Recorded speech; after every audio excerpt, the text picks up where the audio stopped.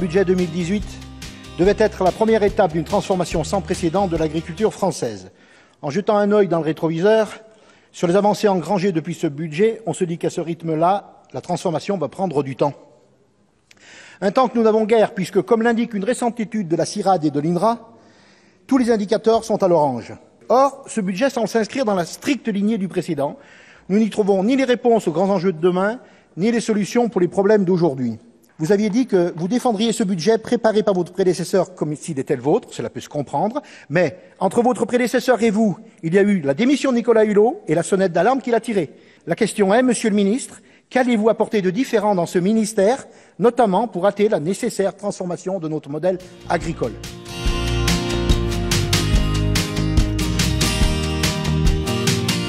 Un sujet qui me tient à cœur, j'en avais déjà parlé, l'aide au maintien bio. On a acté que ces aides-là ne vont plus apparaître, mais je voudrais avoir votre avis sur quelle différence faites-vous entre ces aides au maintien bio avec les aides finalement à la prime vache allaitante, si ce n'est autre qu'une aide au maintien, l'aide à la brebis, si ce n'est autre qu'une aide au maintien. Si le marché doit s'équilibrer, pourquoi ne s'équilibre-t-il pour certaines filières et pas d'autres ?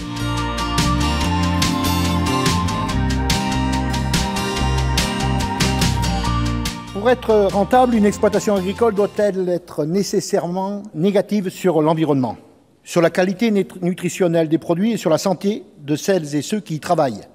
La réponse est évidemment non. Avec cette proposition de résolution, nous souhaitons faire reconnaître l'action positive que cherchent à mener de nombreux agriculteurs, que ce soit pour la santé, pour l'environnement et pour l'aménagement du territoire. Nous ne pouvons plus laisser seuls nos agriculteurs face à ce dilemme permanent, utiliser des intrants dangereux et polluants, dont ils sont les premières victimes, ou tirer le diable par la queue mois après mois. D'autant plus que nous le savons tous, l'un n'empêche pas l'autre. Mais trop souvent, des agriculteurs qui souhaiteraient sincèrement aller vers des modes de production plus sains en sont dissuadés par des coûts engendrés par une telle conversion. Un tel sujet mérite de dépasser la couverture qui porte le nom des auteurs et du groupe signataire et de se prononcer sur le contenu de ce livret sans dogmatisme et sans préjugés.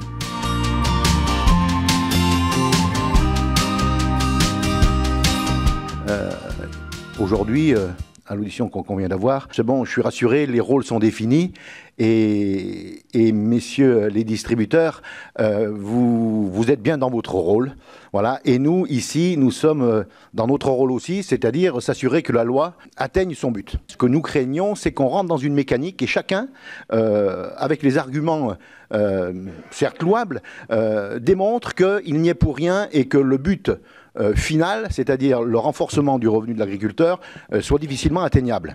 Le consommateur doit bien sûr être protégé, mais sans perdre de vue l'objectif de la meilleure rémunération du producteur. Et au passage, il y a quelques maillons, dont le vôtre, et on n'en a pas parlé, c'est votre marge. Les distributeurs sont totalement transparents depuis quelques années à l'égard de l'Office français des prix et des marges.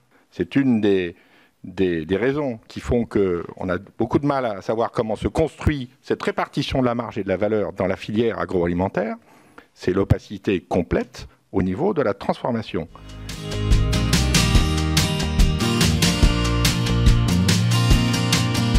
Avec cette proposition de loi, nous avons la possibilité de mieux reconnaître et protéger des produits français qui sont constitutifs de notre patrimoine commun.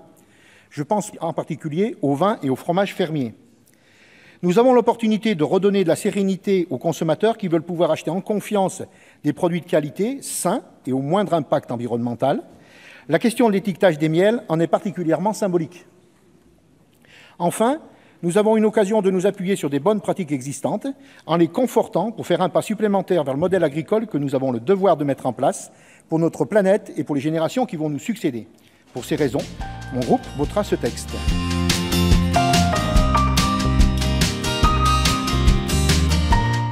Le rapport de l'ONU sur la biodiversité rendu public hier et dans les journaux ce matin donne à nos travaux de cet après-midi un éclairage tout à fait particulier.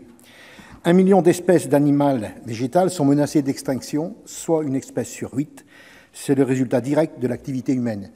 Notre écosystème planétaire, condition non négociable de la survie de l'humanité, est à terme menacé si nous n'engageons pas un changement profond de nos modèles de production et de consommation. Dans un tel contexte, les grandes orientations de la future PAC apparaissent, pardonnez-moi l'expression, complètement à côté de la plaque. La PAC a besoin d'une révolution et non d'un statu quo jusqu'en 2025. Cette révolution pourrait ainsi se matérialiser à travers le nom même de la PAC, en y ajoutant un second « A » pour alimentation.